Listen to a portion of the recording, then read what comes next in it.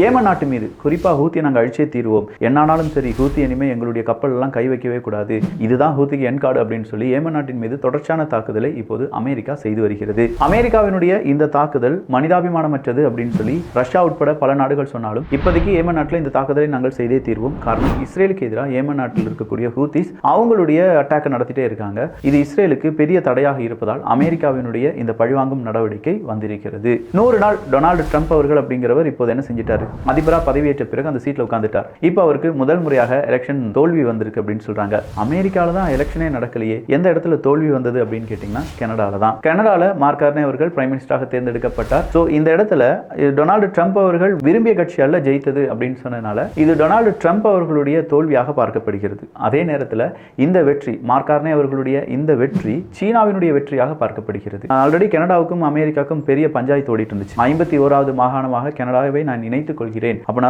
கனடாவுக்கு சேஃப் அப்படிலாம் சொல்லியிருந்தாங்க. ஜஸ்டின் ட்ரூடோ அவர்களுடைய கட்சியாகவே மார்க் கார்னே அவர்கள் இருக்கிறதுனால இது ட்ரம்ப் அவர்களுடைய தோல்வியாக பார்க்கப்படுகிறது. சோ கனடா மறுபடியும் 51வது மாகாணமாக இல்லாமல் சீனாவை நம்பி இருக்கக்கூடிய, சீனாவினுடைய அரசியலை நம்பி இருக்கக்கூடிய ஒரு நாடாக கனடா உருவாக வாய்ப்புகள் இருக்கின்றன. ஒருவேளை சீனாவினுடைய இன்ஃப்ளூயன்ஸ் கனடால நாளுக்கு நாள் அதிகமாகும் பட்சத்தில் அமெரிக்கா எந்த மாதிரியான முடிவுகளை எடுக்க போறாங்க அப்படிங்கிறதுக்கெல்லாம் காலம் தான் பதில் சொல்ல வேண்டும்.